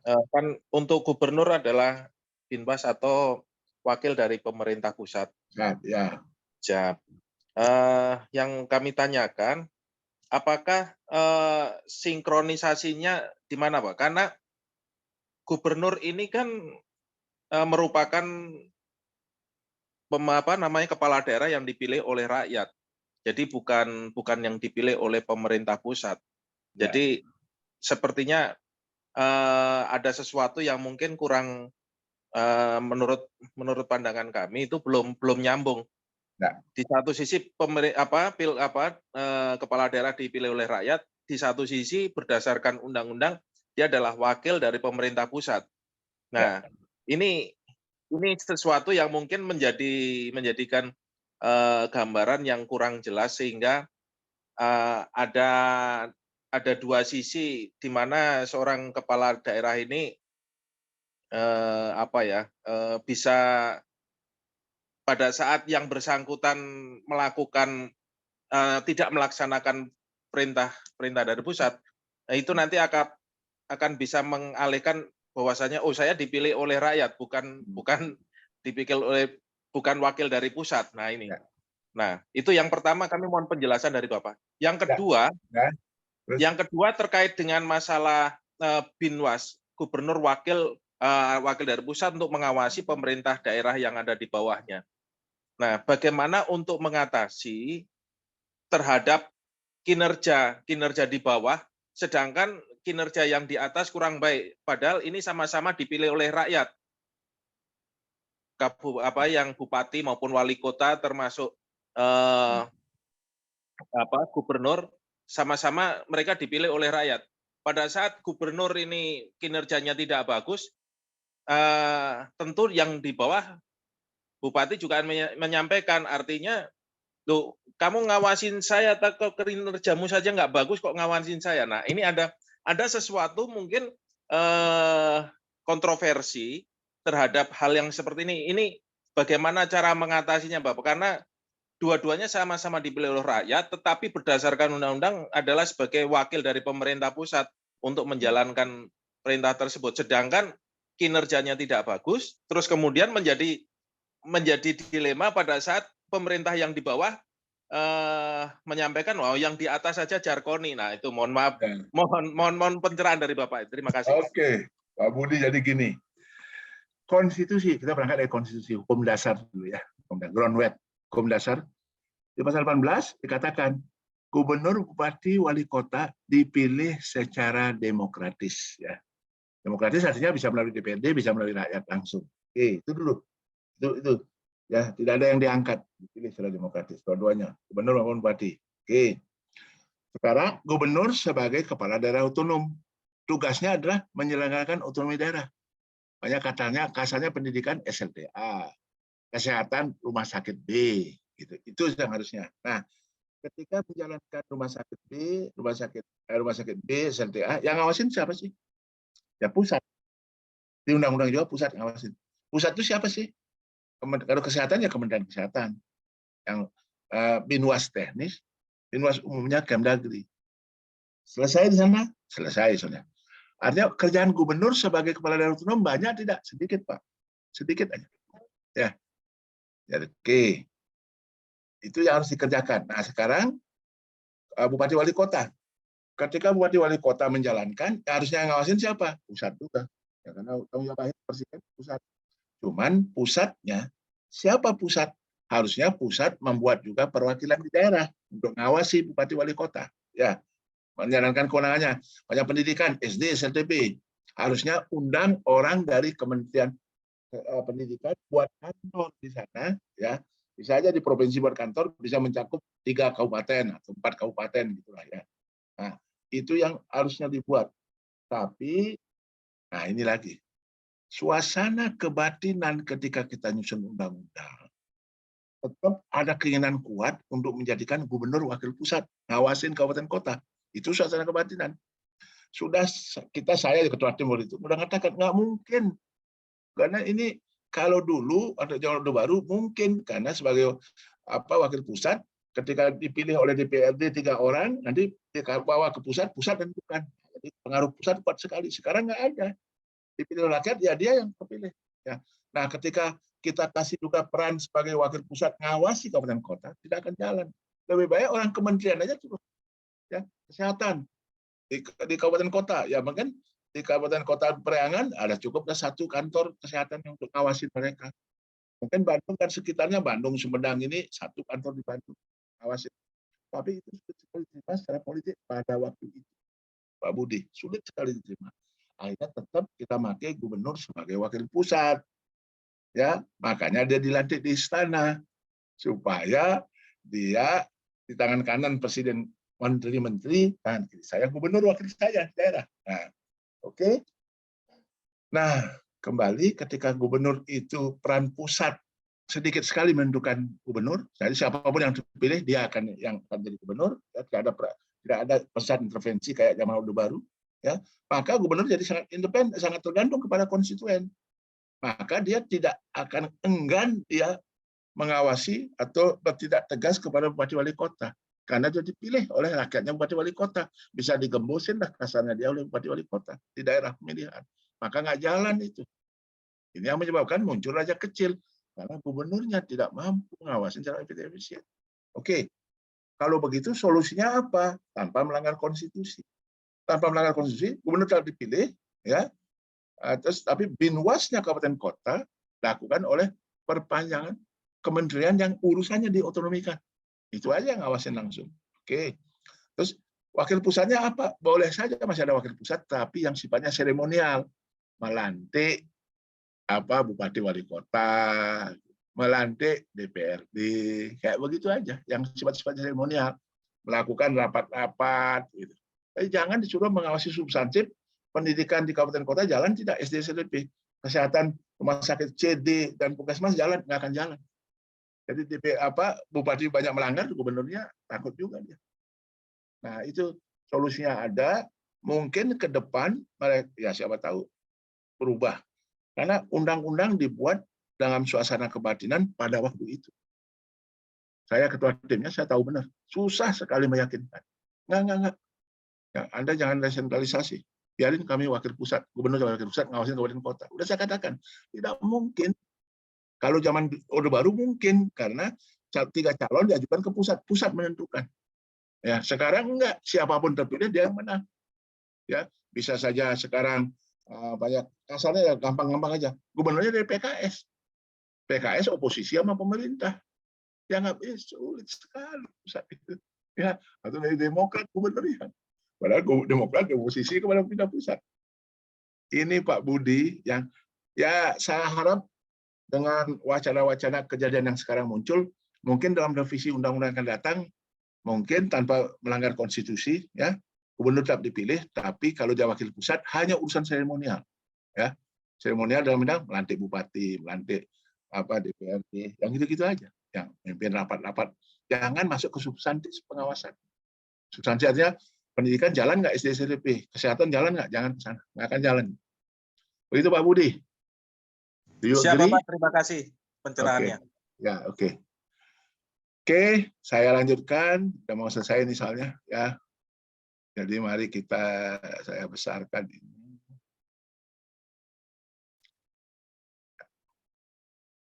Oke.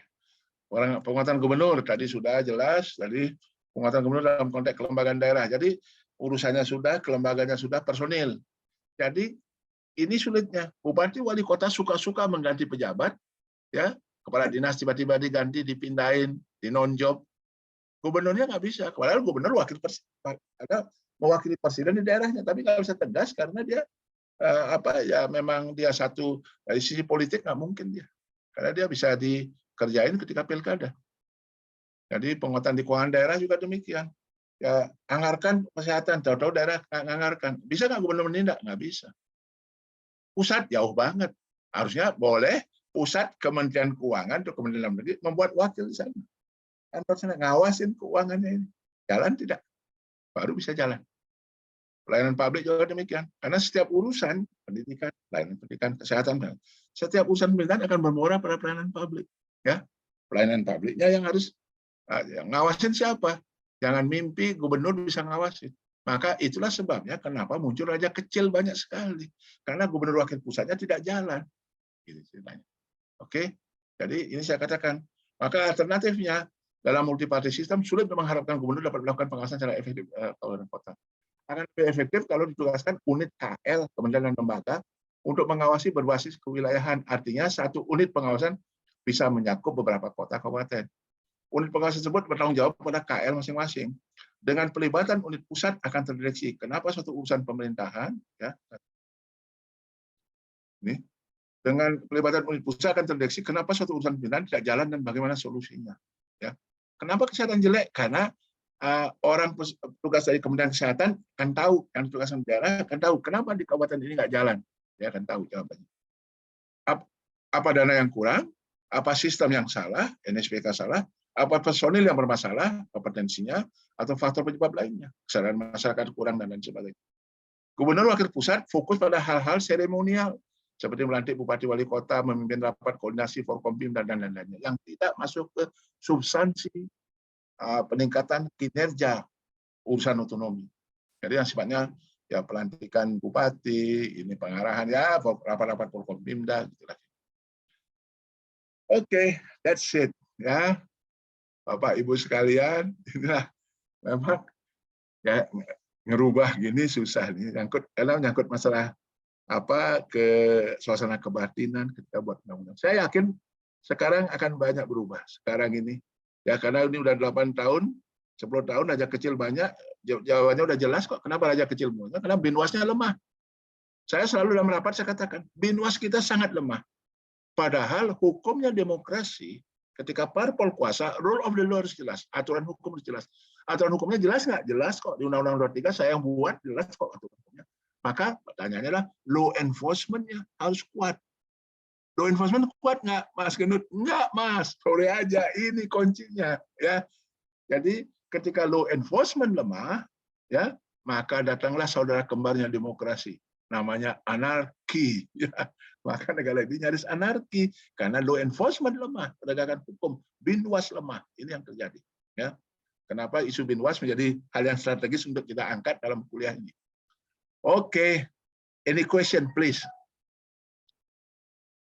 Ada yang tanya? Sebelum kita tutup, Mas Nando, ada nanya Pak, Mas Nando. Nah. Siapa? Ya, udah jelas. Izin Pak, saya mau bertanya sedikit Pak. Tadi kan Bapak katakan kan bahwa inspektorat kan tugasnya pengawasan Pak. Ya. Dia bertanggung jawab kepada gubernur atau bupati wali kota Pak. Ya. Nah, ada kemungkinan nggak Pak, kira-kira inspektorat itu bertanggung jawab langsung kepada presiden Pak, agar tidak bisa diintervensi oleh gubernur atau bupati atau wali kota gitu Pak? Jadi ada dua implikasi. Kalau nggak ada inspektorat, ya kita simulasi aja. Ada camat bermasalah, ya camat aja tuh lurah bermasalah, kades bermasalah. Bupati nyuruh siapa ngawasin? Inspektornya nggak ada, karena dinaikin pangkatnya. Jadi bagian daripada ini, yang ngawasin bupati, yang ngawasin kepala daerah, guru brengsek, gitu. Siapa yang ngawasin? Berarti kepala dinas harus dikasih otoritas, tapi jarang sekali. Harus ada. Makanya inspektorat itu adalah perpanjangan mata dan telinga kepala daerah, internal control. Selalu ada POEK, planning, organizing, actuating, controlling dalam satu sistem.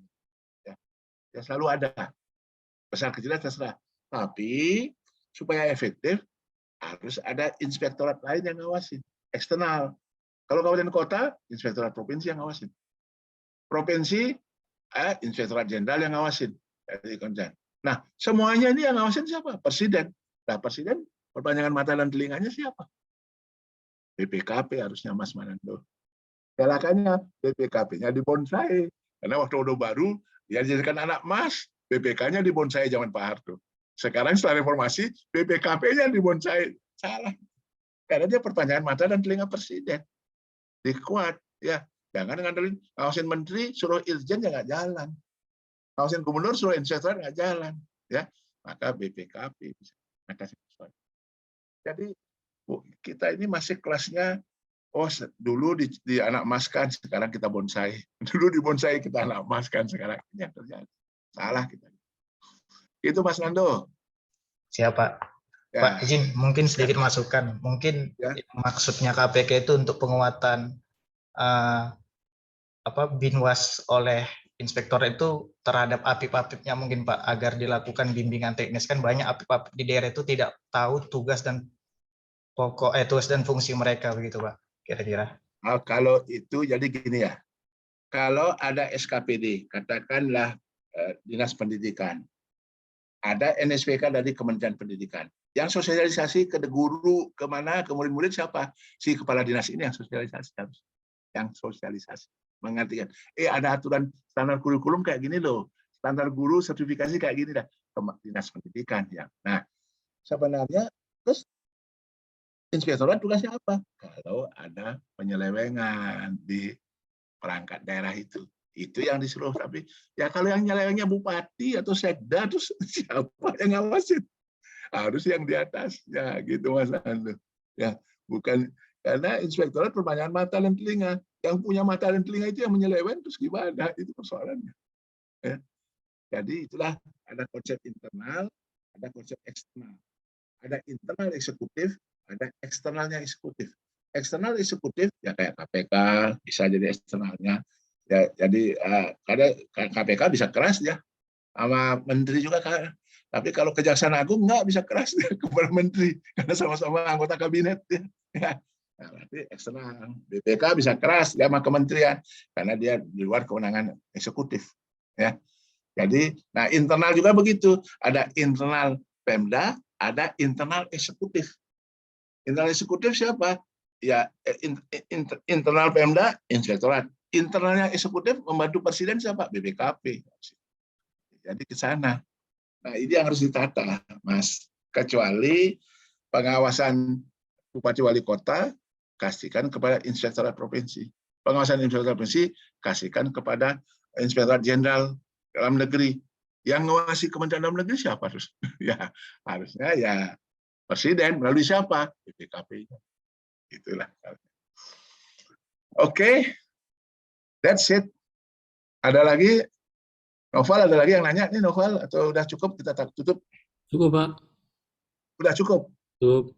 Aduh, cukup aja nih, udah jam 9 lebih. Baik, Bapak Ibu sekalian, karena kata ketua kelas cukup, katanya ya udah. Dengan demikian kuliah ini kita akhiri sampai ketemu minggu depan. Thank you very much. Have a nice evening. Thank you. Terima kasih Pak. Terima kasih, Pak. Terima kasih, Pak. Pak.